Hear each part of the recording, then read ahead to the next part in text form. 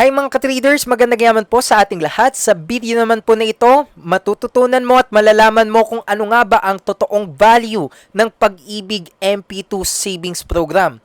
Lalong-lalo na kung ikaw ay nag-allocate or nag-i-invest dito sa government program na ito ay panoorin mo ng buo ang video na ito dahil sigurado ako marami kang malalaman at matututunan pa at magbibigay ako ng tips sa dulo ng video na to, no? Okay, sige, bago natin simulan, wag muna kayong magpanik, ipapaliwanag ko ang lahat ng nandito, no? At mas papasimplihin natin ang paliwanag po. Pero bago tayo magsimula talaga, kung bago ka pa lamang pala dito sa aking TikTok account, YouTube channel, or kung saan man social media mo man ako napapanood, ako nga pala si Christian J. Azucena, aka The Estudyante Trader. Isa tayong second year financial management student but I'm also a financial coach, and then definitely isa tayong content creator, business owner, and a global trader and investor across different financial markets po. So ngayon gumagawa tayo ng mga contents, ayan nga, about finance, business, economics, investing, trading, lahat na po, no, and other youth empowerment contents na kung saan makakatulong sa ating mga kababayang Pilipino. Kaya naman mag-like ka na, mag-subscribe ka na, and hit the notification bell button para nang sa gayon, lagi kang updated every time na may mga ginagawa tayong contents, okay? But without further ado, simulan na natin, no, itong discussion po natin about Pag-ibig MP2, no. Actually sa video na ito, Pag-ibig MP2, pero yung ating mga discussions ng principles in finance, actually hindi lang yan na-apply sa Pag-ibig MP2. Kumbaga, yan din po ay applicable sa ibang investment ventures, yung ibang principle na sasabihin natin mamaya, no?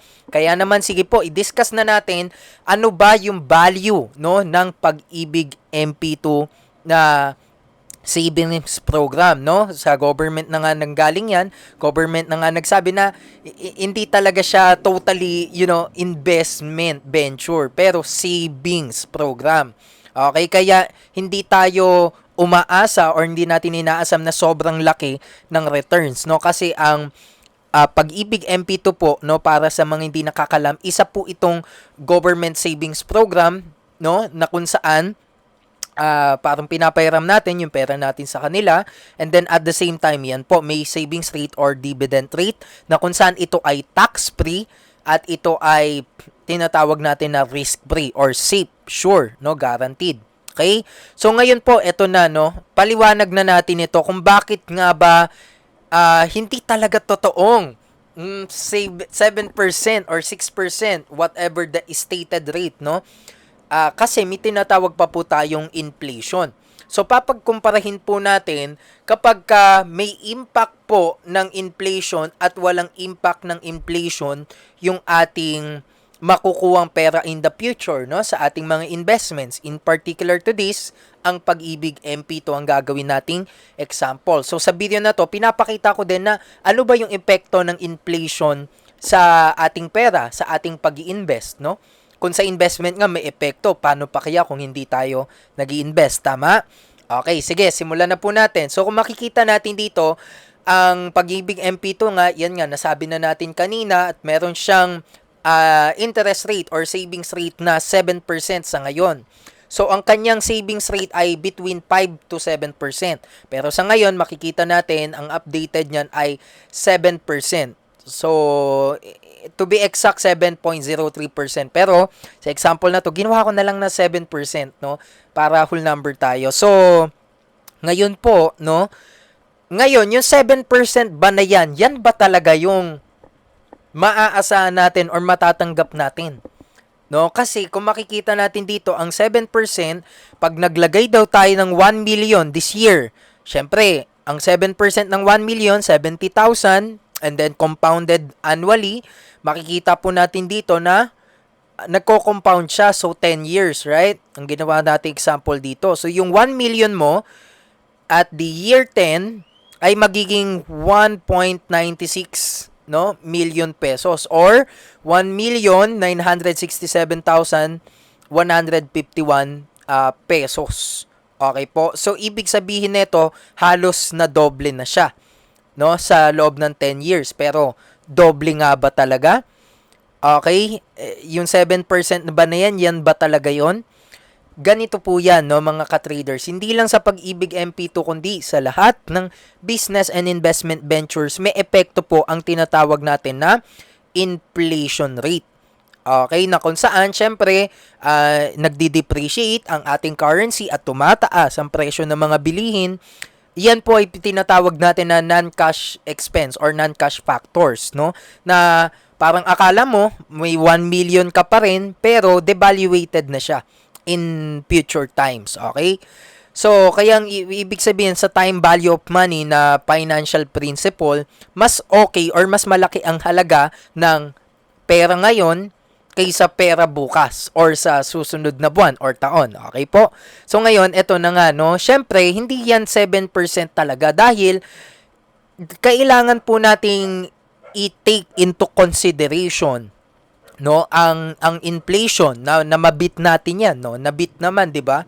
'Di ba? 7% yung expected return natin, pero ang inflation 3.5, so meron pa tayong matitirang kalahati.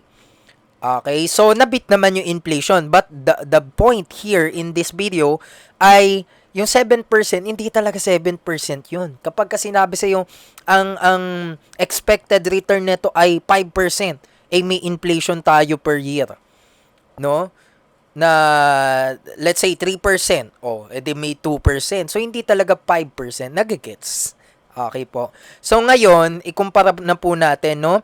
So kailangan i-minus mo, kahit saan mang investment yan, i-minus mo yung expected return sa inflation rate, no? Ang kinalabasan po dito ay 3.5%. So, kumbaga, mga ka-traders, no?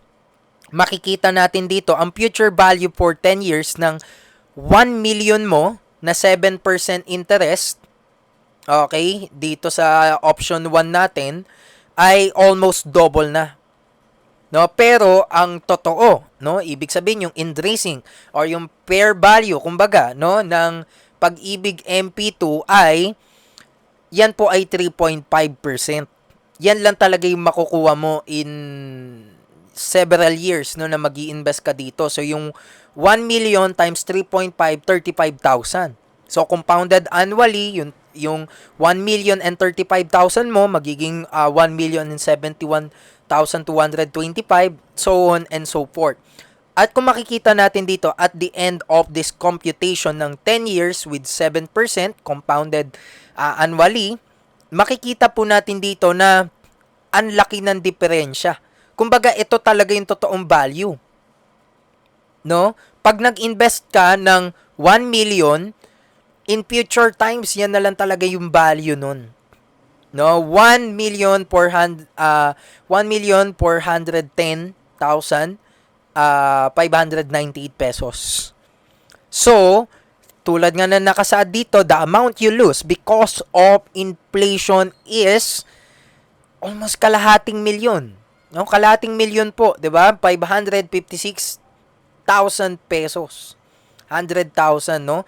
So, kung makikita natin dito, kailangan ina-adjust po, no, yung tinatawag nga natin na actual rate of return na adjusted na siya doon sa inflation rate, no? Kasi kapag hindi nyo yan tinake into consideration, halimbawa wala ito, no?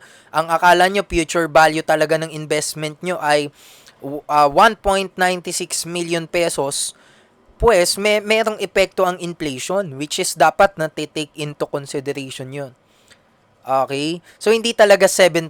Kasi you need to minus the inflation. And in business and investing, ito na lang ang sasabihin ko, marami pong kino-consider like cost of sales, cost of doing business, such as interest and taxes, yung mga non-operating and operating expenses.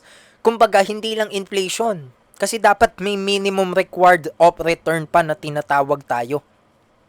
Okay? So, kaya ang ibig sabihin lang neto, basically, kapag ka mag-i-invest ka, dapat, given na yon, dapat mas mataas sa inflation rate. Katulad po neto, dapat kung ang inflation rate natin, 3.5%, kailangan talaga 5, 6, 7% pataas ang ating dapat na pinag-i-investan. No? Kasi kapag ka hindi, parang mabuti naman yon, sumasabay lang yung value ng pera mo sa inflation, right? Pero, parang wala ring nangyari. Parang 1:1 pa rin. Parang 0-0 pa rin. Nag-antay ka na ng matagal, hindi naman masyadong kumita or lumago. Okay, that is one of the factors you have to consider.